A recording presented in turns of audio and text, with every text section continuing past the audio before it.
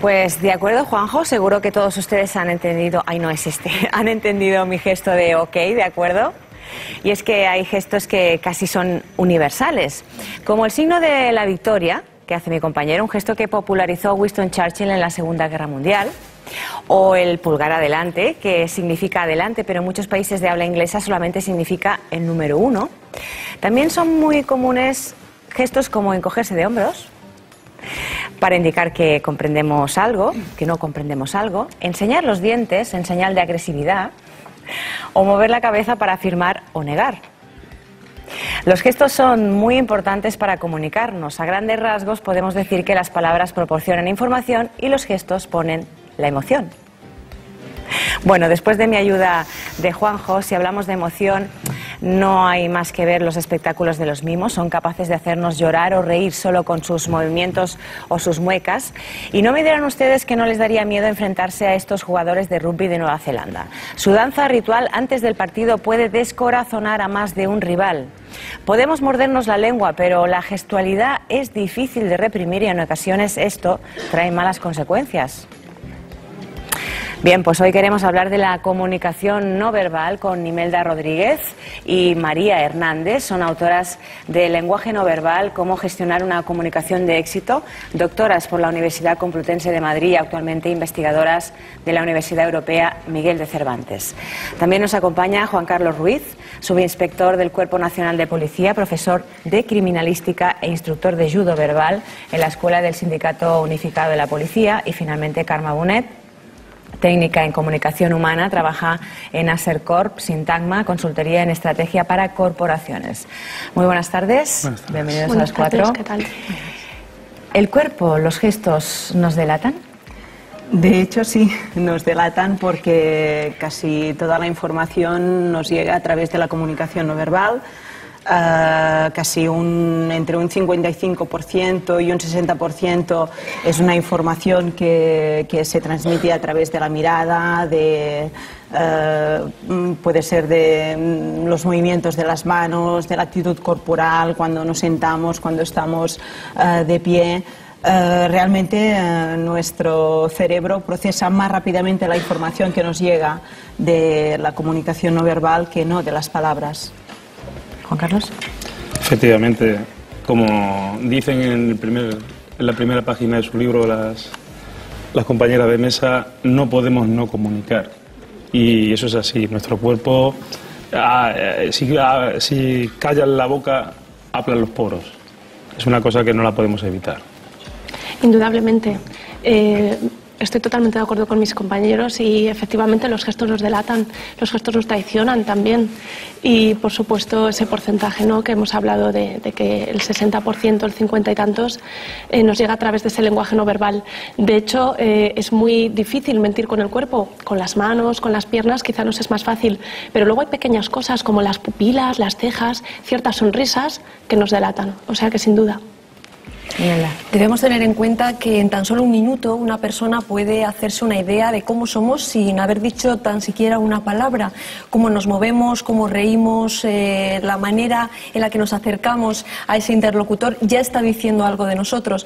Y además debemos tener muy en cuenta que nunca vamos a tener una segunda oportunidad para causar una primera buena impresión. Eso iba a decir, antes del gesto está el acercamiento, la proximidad con la persona con la que hablas. Acercarnos mucho a una persona, ¿qué significa? Porque en algunos momentos hasta incluso puede incomodarnos si es una persona que no conocemos, ¿no? Bueno, varía también en contextos culturales, es decir, dependiendo de la cultura, dependiendo del país. Si nosotros hablamos en la cultura occidental, pues ciertamente la cercanía o lejanía está marcando una información o está determinando la manera en la que nos relacionamos con los demás. Por ejemplo, en entornos laborales es cierto que hoy en día, que está muy en boga el tema del liderazgo, cómo llegar a ser líder, se dice que si hace muchos años, hace décadas, un líder debía exagerar la distancia respecto a sus subordinados para mostrar ese liderazgo, hoy en día, sin embargo, la distancia personal es mucho más acertada, mostrarnos cercanos hacia los demás. Tampoco es conveniente invadir la burbuja íntima o personal de la otra persona porque puede sentir nuestra agresividad o sentirse molesta. También nos puede incomodar que nos toquen. Sí, y tanto. Y además es una cosa muy extraña porque dicen, por ejemplo, que niños que vivieron la Segunda Guerra Mundial y se quedaron huérfanos, casi morían prematuramente por no tener tacto, el contacto con el afecto, ¿no? El cariño de las personas que estaban o que dirigían o que llevaban el orfanato, ¿no? Y es una lástima que nos perdamos ese sentido tan primario y tan próximo. Gente que está a punto de morir, hay comunicólogos que dicen acompáñales con el tacto, es lo que se van a llevar de este mundo. Usted, como instructor de judo verbal, me gustaría que nos contara en qué consiste. Imagino que eso de tocar, los policías lo deben tener. Es diferente en este caso. Bueno, comentando lo del judo verbal, son unas técnicas de comunicación policial con la que instruimos a los agentes para resolver conflictos en la calle de forma dialogada. Y claro, el caso nuestro es diferente. Tocar a una persona cuando se encuentra alterada en una situación de estrés, pues no es muy conveniente, porque la reacción puede ser desproporcionada. Hay momentos en los que, por supuesto, como dicen, pues es conveniente tocar a alguien para consolarle. Pero cuando la persona está alterada, es mejor consolarla con la palabra, con palabras que la tranquilicen, con gestos que la tranquilicen, que entienda a la persona que se encuentra en una situación de seguridad, antes que tocarla. Las manos acompañan lo que decimos, incluso cuando hablamos por teléfono o movemos las manos. ¿Qué les parece si comentamos qué significan algunos gestos? A ver, por ejemplo, tocarse la nariz. Pues el gesto de tocarse la nariz, yo sí que quería comentar, creo que todos estaremos de acuerdo, que no se pueden analizar gestos fuera del contexto. Es decir, que el contexto es importante y no tendría sentido analizar ciertos gestos si no estamos en una situación comunicativa determinada. El gesto de tocarse la nariz, en ciertos contextos, además muy estudiados, es un gesto muy curioso porque está relacionado con la mentira. Está relacionado con la mentira porque parece ser que tenemos pues, unos tejidos táctiles en la nariz que de alguna manera se ponen en acción cuando mentimos. Esto está estudiado además en Estados Unidos a través de uno de los testimonios del presidente Bill Clinton, cuando por el caso Levinsky miente deliberadamente, y hay dos estudiosos que llegan a determinar que durante 26 veces se toca la nariz justamente cuando miente, y cuando analizan sus respuestas sinceras resulta que no lo hace. Entonces, bueno, pues ha habido otros experimentos que corroboran un poquito esto. Entonces, en ciertos contextos comunicativos, efectivamente, tocarse la nariz tiene mucho que ver con signos relacionados con la mentira. ¿Y tocarse el cuello? Bueno, son gestos, yo creo que relacionados con la capacidad o la impresión que nos produce lo que nos está comentando el otro interlocutor. Todos los gestos que suponen reiterar un movimiento sobre la mano, sobre el cuello, la nariz, tienen que ver mucho con el nerviosismo, la represión de la ansiedad y de alguna manera que lo que nos está diciendo la otra persona no nos convence o no nos agrada del todo. Entonces no es muy adecuado dentro del lenguaje no verbal, cuando te está hablando otra persona, pues como decía usted antes, reiterar ese movimiento sobre la nariz o sobre las propias manos o sobre el cuello. Son gestos que están relacionados o que se ubican dentro del concepto de la ansiedad. Y este otro gesto, apoyar la barbilla sobre la mano. Aparte de apoyar la barbilla sobre la mano, usted se ha inclinado hacia adelante, ha hecho reposar todo su peso sobre la mano. Eso indica que la persona está cao, es decir, tiene un cansancio absoluto. Lo que está comentando el interlocutor quizás no le agrade del todo. Y sí que es verdad que cuando mantenemos la postura erguida y utilizamos la posición, es decir, hacemos reposar la barbilla sobre la mano, los dedos en esta posición, es un gesto de atención. Pero cuando ya lo hacemos en esta otra, desde luego la persona ha dejado de tener interés sobre lo que dice el interlocutor. Otro de ellos, juntar las yemas de los dedos al hablar. Pues ese es un gesto que se denomina para nosotros en nuestra terminología como el campanario. Entonces el campanario pues es un gesto relacionado, como su propio nombre indica, con un templo, ¿no? Con la reflexión, con la fe, con la justicia. Entonces el significado también dentro de un contexto determinado pues tiene que ver con la autoconfianza, con la reflexión, y además tiene diferentes vertientes. Cuando alguien con el campanario te está apuntando, pues confía en ti, ¿no? Esa persona confía en el interlocutor. En cambio, bueno, pues cuando alguien lo está haciendo en un contexto más normal, pues tiene que ver con esa reflexión a la que aludía. Si nos colocamos así con los brazos cruzados, pues barrera total hacia la comunicación con la otra persona.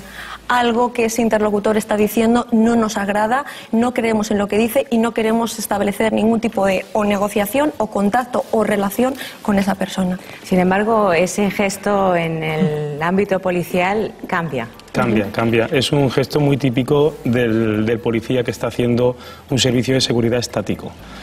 Tiene que estar muchas horas en un lugar y los brazos es una manera muy cómoda el apoyarlos.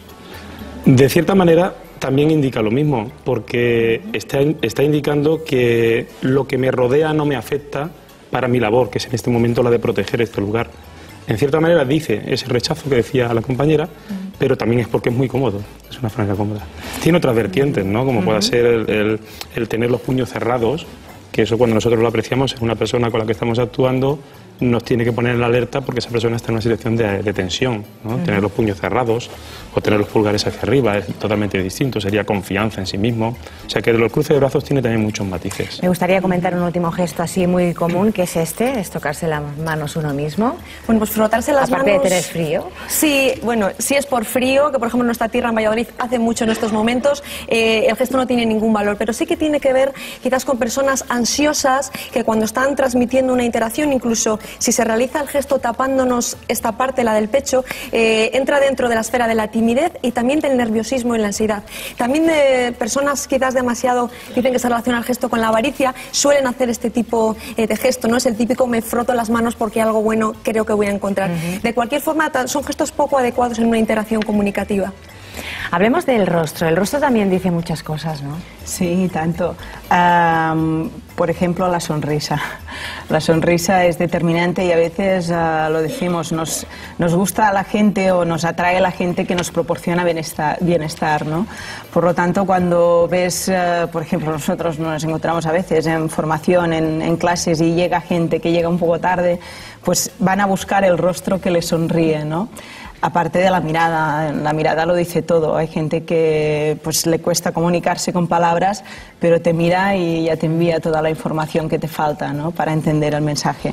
Es muy importante mirar, es importante no perder el contacto visual con la gente con quien estás hablando y es muy importante pues la sonrisa y que te acompañe todo el rostro en situaciones que tienes un cara a cara y que estás escuchando y dialogando con alguien, ¿no?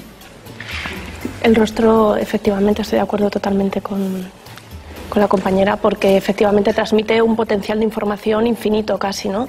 De hecho, hay una obra muy interesante, Jonathan Cole, en Estados Unidos, se dedica sobre todo a estudiar a la gente que tiene problemas con el rostro, como por ejemplo falta de movilidad, ceguera, autismo, y es curioso lo importante que es el rostro y cuando tenemos problemas relacionados con esa parte, cómo psicológicamente eso nos afecta y llegan a ser consecuencias gravísimas las que tiene.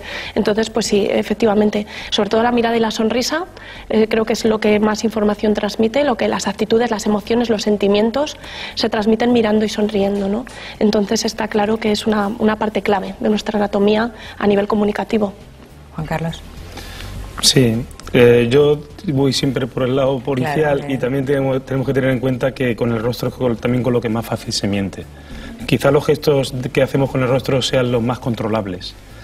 Entonces, a la hora de, qué duda cabe que el rostro es la ventana a las intenciones, la primera que observamos, miramos a la cara a las personas, pero hay que observar el conjunto a la hora de intentar detectar una mentira, porque el rostro es con lo que mejor se miente.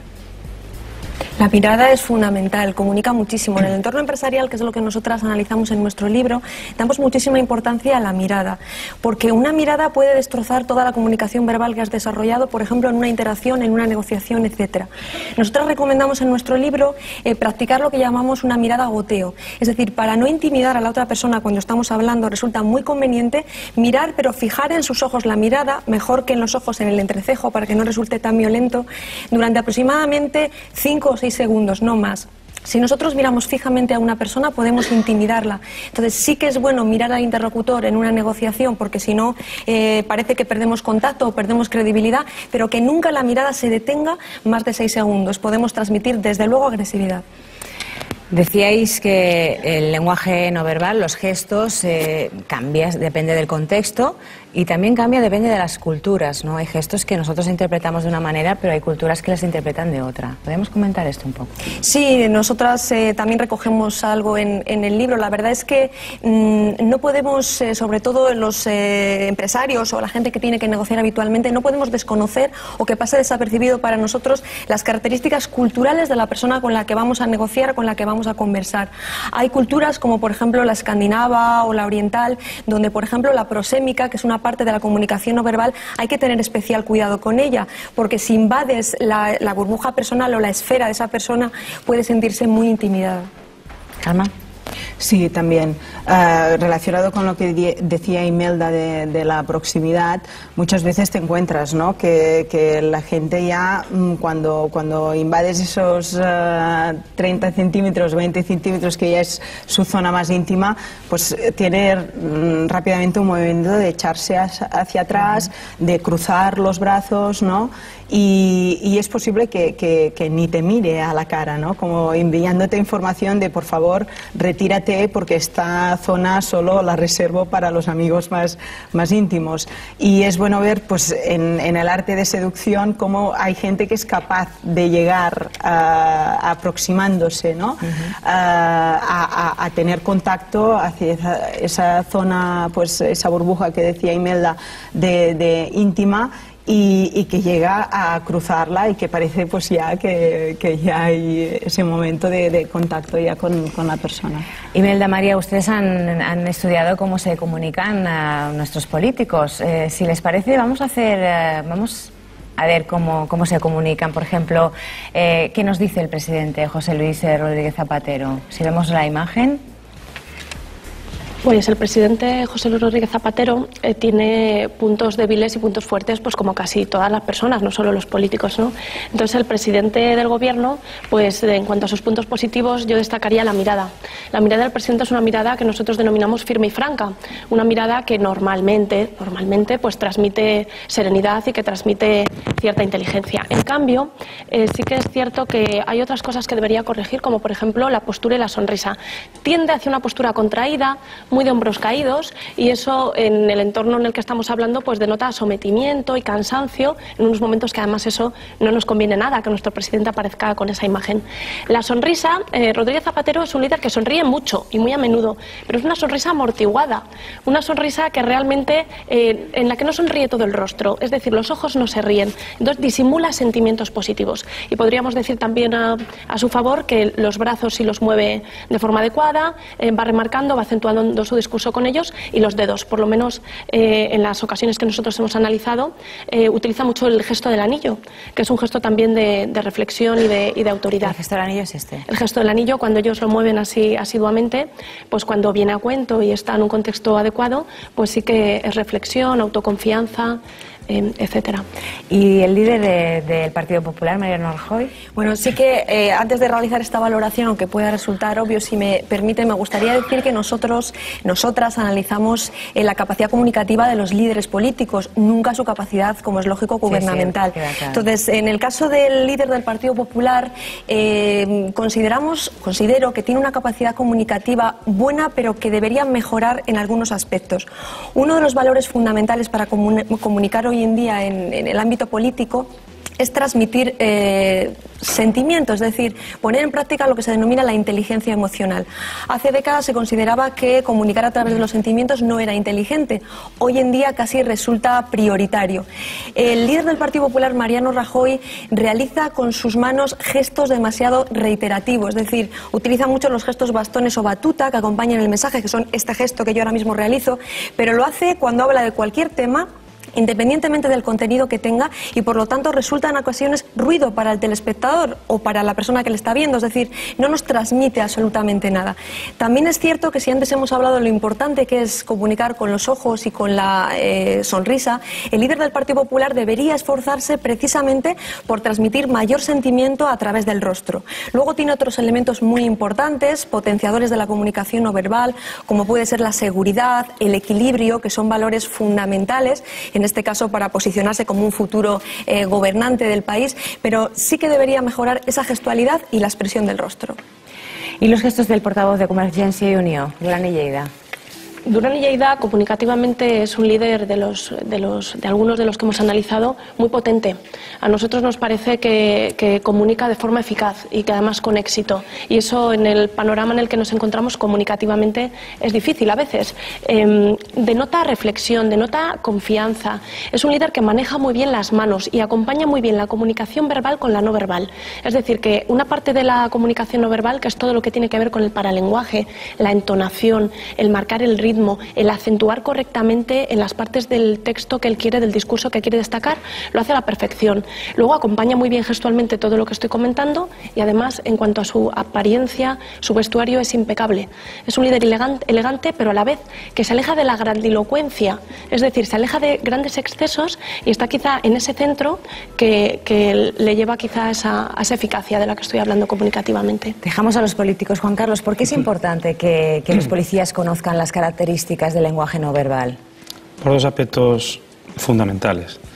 En primer lugar, para ofrecer un mejor servicio al ciudadano, que al final es a quien nos debemos. Y en segundo lugar, por la seguridad. En este aspecto, los cursos que nosotros, a través del Sindicato Unificado de Policía, realizamos, instruimos a los agentes a analizar el lenguaje no verbal de las personas y a mejorar el nuestro. Por la parte del policía, nos interesa mucho comunicar de forma no verbal para apoyar el mensaje verbal que estamos transmitiendo, para que seamos mejor comprendidos y nuestro mensaje sea más persuasivo. Y por la parte de la seguridad del policía, la prosémica que habíamos comentado antes es muy importante. La distancia donde se tiene que desenvolver una operación policial, donde colocarse para, aparte de una comunicación eficaz, que también sea segura, para nosotros es importantísimo. Es importante también a la hora de ir a buscar trabajo, porque los entrevistadores tienen mucho en cuenta el lenguaje gestual. Sí, tanto. De hecho, no habría entrevista si no quisiesen analizar la comunicación no verbal. Muchas veces cuando escribimos nuestro currículum hablamos de valores, también podemos hablar de nuestro carácter, ¿no? Pero necesito la prueba. No es solo decirlo, es pues ver que lo que has comentado en el currículum es real, ¿no?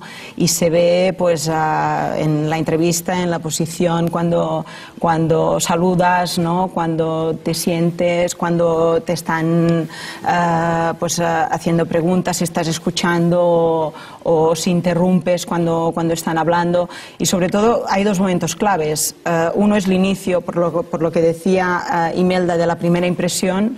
Y la otra es, o el otro momento es al final, ¿no? Cuando ya te relajas, que ya sabes que ha terminado la entrevista y puedes hacer aquel tipo de cara, ¿no? De ya no sé si he salido bien del ring o voy a fracasar y no me van a dar el trabajo.